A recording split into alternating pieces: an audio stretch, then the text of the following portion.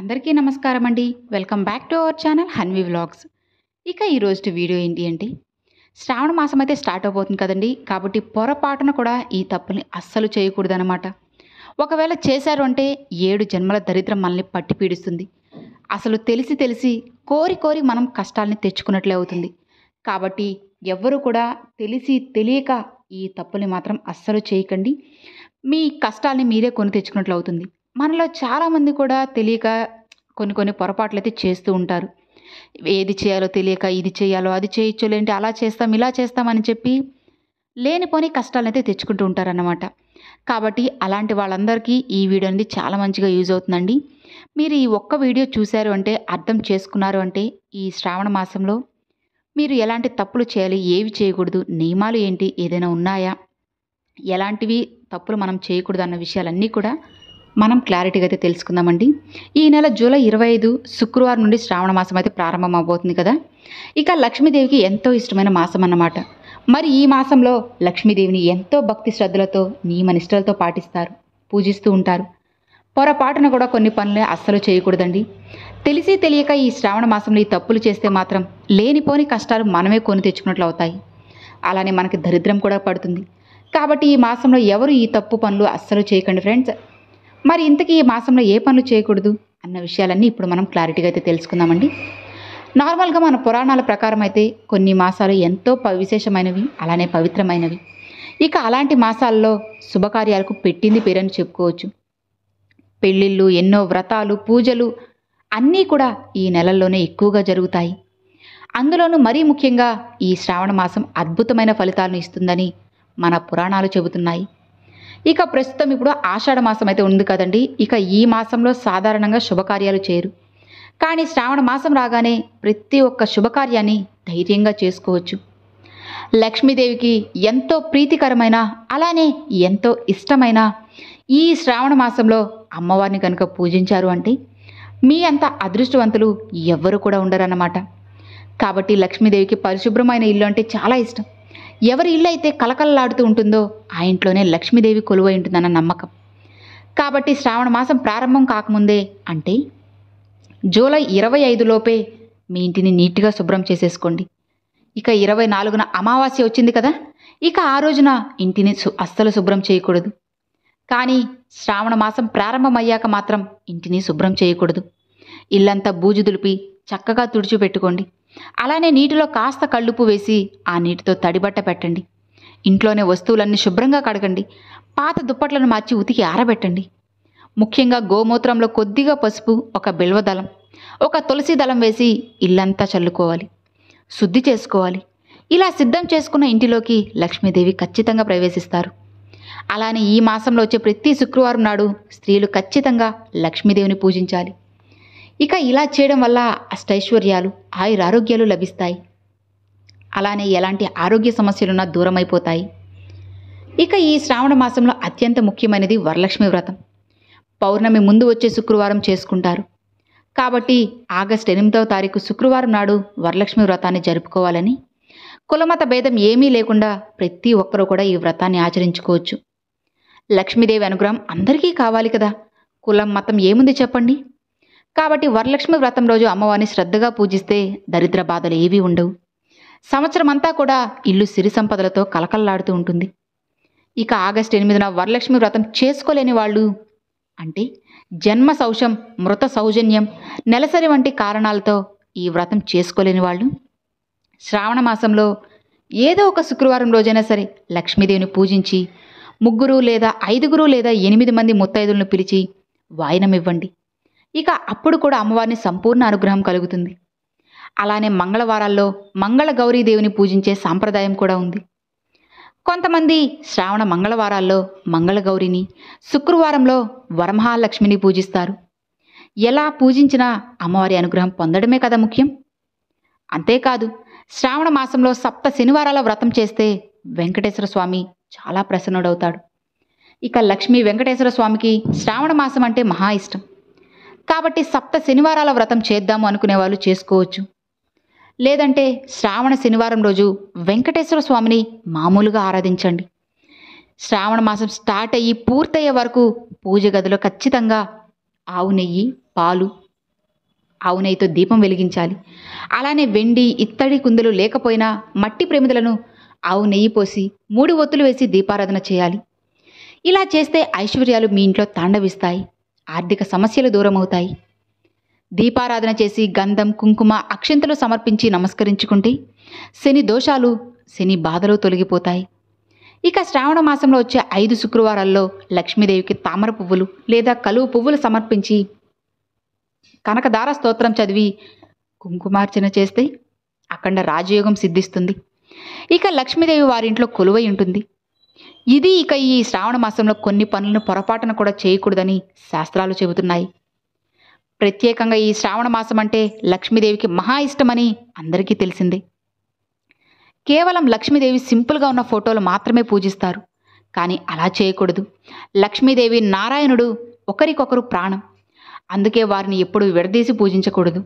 లక్ష్మీదేవి మాత్రమే కావాలి, నారాయణుడు వద్దు అని భావిస్తే లక్ష్మీదేవి మీ ఇంట్లో ఉండదు. నాకు శ్రీమన్నారాయణ ఒక్కడే చాలు, లక్ష్మీదేవి వద్దు అంటే నారాయణుడు కూడా వెళ్ళిపోతారు. కాబట్టి భక్తి శ్రద్ధలతో లక్ష్మీనారాయణులు లేదా లక్ష్మీ వెంకటేశ్వర్లు కలిసి ఉన్న ఫోటోలు పూజించండి. వారిద్దరి ఫోటోలు లేదా విగ్రహాలు లేకపోతే శ్రావణ మాసం వచ్చేలోపు తెచ్చుకోండి. ఇక ఈ మాసంలో ఎట్టి పరిస్థితుల్లోనూ కూడా మాంసాహారం అస్సలు తినకూడదు. ఇక వీలైనంత వరకు సాత్విక ఆహారమే తినాలి. ఒకవేళ మీ ఇంట్లో ఉన్నవాళ్ళు అంటే భర్త కానీ పిల్లలు మాంసాహారం లేకుండా ఉండలేకపోతే మీరు వాళ్ళకి వండి పెట్టండి. కానీ మీరు మాత్రం మాంసాహారం ముట్టకండి. స్త్రీలు సాధ్యమైనంత వరకు ఈ నెలలో మాంసాహారాన్ని మానేయడం మంచిది. లేదంటే స్త్రీలు కనీసం మీరు పూజ చేసే రోజుల్లో లేదా అలానే శ్రావణ శుక్రవారంలో, శ్రావణ మంగళవారాల్లో, శ్రావణ సోమవారాల్లో, శ్రావణ ఆదివారాల్లో నాన్ వెజ్ తినకుండా ఉండండి.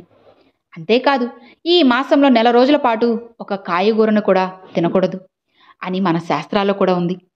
ఇక శ్రావణ మాసంలో అస్సలు పొరపాటున కూడా పొట్లకాయని తినకూడదు.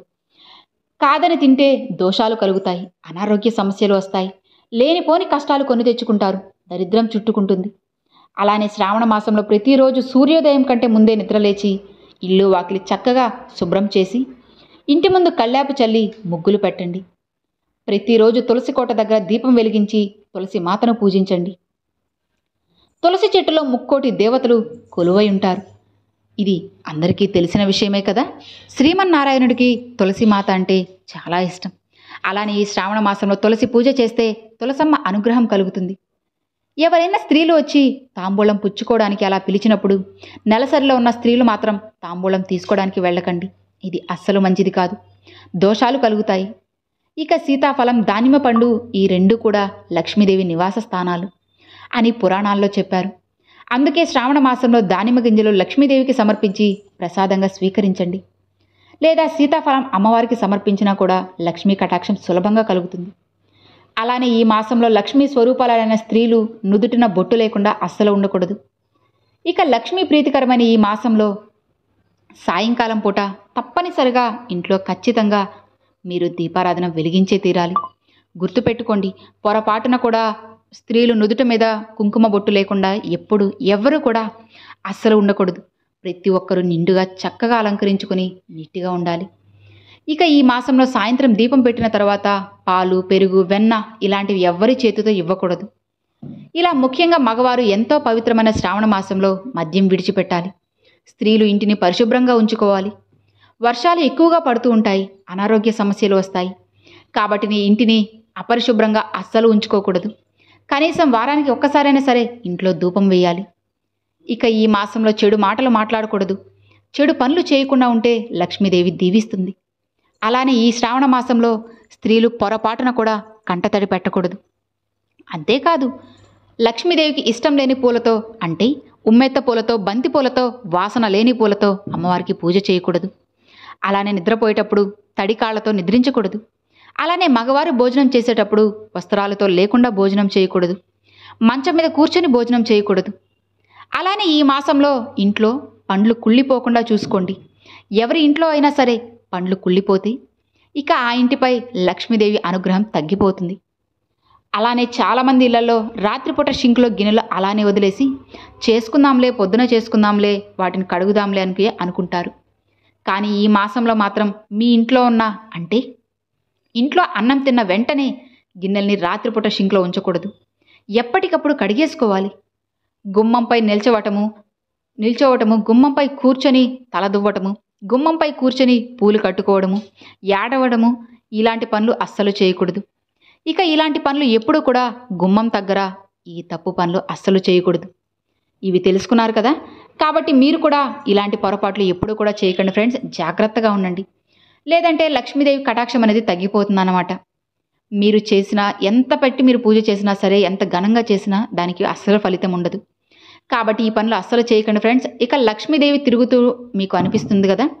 ఇక ఈ మాసం నెల రోజులు ఉదయం సాయంత్రం ప్రతి ఇల్లు అందమైన రంగవల్లికలతో, పచ్చటి మామిడి తోరణాలతో, భగవాన్ నామస్మరణతో, అమ్మవారి పూజలతో కలకలలాడిపోతూ ఉంటుంది. ఇక మనకి ఉన్న 12 మాసాల్లో 5వది అనేటువంటి శ్రావణ మాసం ఎంతో పవిత్రత కలిగిన మాసం. పౌర్ణమి నాడు చంద్రుడు శ్రవణ నక్షత్రంలో సంచరించడం వలన ఈ మాసానికి శ్రావణ మాసం అని పేరు వచ్చింది. లక్ష్మీదేవికి ఈ మాసం అంటే మహాప్రీతికరం. మహావిష్ణువు జన్మ నక్షత్రం శ్రావణ నక్షత్రం కావడం వలన ఆ పేరుతో ఏర్పడిన శ్రావణ మాసం మహావిష్ణువుకు పూజకు ఎంతో ఉత్కష్టమైనది. ఈ మాసంలో అనేక పూజలు చేస్తారు. ఎన్నో శుభకార్యాలు, పెళ్లిళ్ళు, వ్యాపారాలు, మంచి పనులు అన్నీ కూడా ఈ నెలలో చేయడం వలన శుభ ఫలితాలను పొందుతారు. ఇది అందరూ నమ్మే విషయమే. ఇక ఈ నెలలో అనేక వ్రతాలను అందరూ చేస్తారు. ఈ మాసంలో భద్రత ఆచరించే ప్రతి పూజకు తగిన ప్రతిఫలం ఉంటుంది. కాబట్టి ఈ శ్రావణ మాసం ప్రారంభమయ్యేలోపు ఈ 8 వస్తువుల్లో ఏ ఒక్క వస్తువు మీ ఇంటికి తెచ్చుకున్నా 7 తరాలకు సరిపడా ఐశ్వర్యం మీ ఇంటికి వస్తుంది. కుబేరులుగా మారిపోతారు. మీ ఇంటికి లక్ష్మీదేవి అడుగు పెడుతుంది. ఇక మీరు ఈ వస్తువులను తెచ్చి పూజ గదిలో పెట్టుకోవడం వల్ల ఇక ఈ మాసంలో మీరు చేసే పూజలకు అత్యంత ఫలితమైతే లభిస్తుంది. ఇక లక్ష్మీదేవి అనుగ్రహంతో మీ కష్టాలన్నీ తీరిపోతాయి. వద్దన్న ధనం వచ్చి పడుతుంది. ఇక మరి ఇంతకీ ఆ శ్రావణ మాసం ప్రారంభమయ్యేలోపు మనం ఇంటికి తెచ్చుకోవాల్సిన వస్తువులు ఏంటో ఇప్పుడు మనం ఈ వీడియోలో అయితే వివరంగా తెలుసుకుందాం. ఇక ఈ మాసంలో మన ఇంటికి తెచ్చుకోవాల్సిన వస్తువుల్లో మొట్టమొదటిది నెమలి ఈకలు. ఈ నెమలి ఈకలను శ్రావణ మాసంలోపు ఇంటికి తెచ్చుకొని పూజ గదిలో పెట్టుకుంటే మీ ఇంట్లో ఉన్న అశాంతి, నరఘోష, నరదృష్టి అన్నీ కూడా పోతాయి. ఇక లక్ష్మీదేవి మీ ఇంట అడుగు పెడతారు. శ్రీకృష్ణ పరమాత్మకు, వెంకటేశ్వర స్వామికి, సుబ్రహ్మణ్య స్వామికి, లక్ష్మీదేవికి నెమలీకలంటే మహా ఇష్టం. ఇక ఈ మాసం వచ్చేలోపు కనీసం 3 నెమలీకలను అయినా సరే తెచ్చుకొని పూజ గదిలో పెట్టుకుంటే లక్ష్మీదేవి త్వరగా ప్రసన్నమవుతారు. ఇక ఈ మాసంలో చేసే పూజలకి తొందరగా ఫలితం ఉంటుంది. కాబట్టి శ్రావణ మాసం స్టార్ట్ అయ్యేలోపు అందరూ ఖచ్చితంగా 3 నెమలీకలను తెచ్చుకొని మీ పూజ గదిలో పెట్టుకోండి. ఇక ఆ తర్వాత రెండవ వస్తువు ఏంటో తెలుసా? గోమాత విగ్రహం. ఇక ఈ శ్రావణ మాసంలో ఖచ్చితంగా ఈ శ్రావణ మాసం మొదలయ్యేలోపు ఒక ఆవు, దూడ ఉన్న ఒకే ఒక చిన్న విగ్రహాన్ని మీ ఇంటికి తెచ్చుకొని పూజ గదిలో పెట్టుకుంటే చాలా మంచిది. గోమాతలో సకల దేవతలు కొలువై ఉంటారు. ఇక అలానే గోమాత విగ్రహం పాలతో అభిషేకించినట్లయితే లక్ష్మీదేవి అమ్మవారి అనుగ్రహం పరిపూర్ణంగా మీకు కలుగుతుంది. కాబట్టి ఈ మాసం మొదలయ్యేలోపు అందరూ కూడా గోవు బొమ్మను తెచ్చుకొని మీ పూజ గదిలో పెట్టుకోండి. ఇక మూడవ వస్తువు దక్షిణావృత శంఖం. ఈ మాసంలో దక్షిణావృత శంఖాన్ని తెచ్చుకొని శ్రావణ మాసం శంఖం తెచ్చుకుంటే ఐశ్వర్యం ఉంటుంది. శంఖాలు అనేవి సముద్రంలో దొరుకుతాయి. సముద్రం అంటేనే లక్ష్మీదేవి పుట్టిల్లు. ఇక శ్రీమన్నారాయణ లక్ష్మీదేవికి సోదరులు అవుతారు. కాబట్టి ఈ మాసం వచ్చేలోపు ఒక దక్షిణావృత శంఖాన్ని తెచ్చుకొని పెట్టుకుంటే అష్టైశ్వర్యాలు కలుగుతాయి. ఇక 4వ వస్తువు లక్ష్మీ గవ్వలు. వెనక్కి తిప్పినప్పుడు పసుపు రంగులో ఉండే గవ్వలను లక్ష్మీ గవ్వలు అంటారు. ఈ లక్ష్మీ గవ్వలను కనీసం ఒక 9 అయినా సరే శ్రావణ మాసం వచ్చేలోపు తెచ్చుకోండి. ఎలాంటి కలహాలు రాకుండా ఉంటాయి. దంపతుల మధ్య ఐక్యం పెరుగుతుంది. ఇక 5వ వస్తువు గోమతి చక్రాలు. గోమతి చక్రాలు తెచ్చుకొని పెట్టుకుంటే ఈ ప్రపంచంలో ఉన్న అన్ని గోవులను పూజించినంత ఫలితం మీకు దొరుకుతుంది. గోమతి చక్రాలు అంటే లక్ష్మీదేవికి మహా ఇష్టమైనవి. కాబట్టి ఈ మాసం వచ్చేలోపు 9 గోమతి చక్రాలను తెచ్చుకొని ఒక ప్లేట్లో వేసి పూజ గదిలో పెట్టుకోండి. ఖచ్చితంగా లక్ష్మీదేవి అనుగ్రహం కలుగుతుంది. ఇక 6వ వస్తువు తామర గింజలు. ఈ మాసంలోపు కొన్ని తామర గింజలను తెచ్చుకొని పూజ గదిలో పెట్టండి. తరతరాలకు తరగని ఐశ్వర్యం వస్తుంది. ఇక 7వ వస్తువు పూజా స్టోర్స్లో ఇస్తారు కదండి, కాటుక, చిన్న అద్దము, దువ్వెన, పసుపు కుంకుమ, గాజులు. ఇవన్నీ చిన్న ప్యాకెట్లో వేసి అమ్ముతూ ఉంటారు. ఇక ఈ 4 సామాను అంటారన్నమాట. ఇదంటే లక్ష్మీదేవికి చాలా ప్రీతి. కాబట్టి 4 సామాను శ్రావణ మాసంలోకి కొన్ని తెచ్చుకొని పూజ గదిలో ముగ్గు వేసి ఆ ముగ్గు మీద పెట్టండి. ఇలా పెట్టడం వల్ల రాత్రిపూట అమ్మవారు వచ్చి ఆ 4 సామాన్లు ధరించి మీకు ఆశీర్వాదాన్ని కలిగిస్తారు. కాబట్టి శ్రావణ మాసంలోపు పూజ గదిలో 4 సామాన్లు తెచ్చి పెట్టుకోండి. ఇక ఆఖరుగా భగవద్గీత. ఇప్పటి వరకు పూజ గదిలో భగవద్గీత పెట్టకపోతే తప్పకుండా శ్రావణ మాసం వచ్చేలోపు భగవద్గీతను పెట్టుకోండి.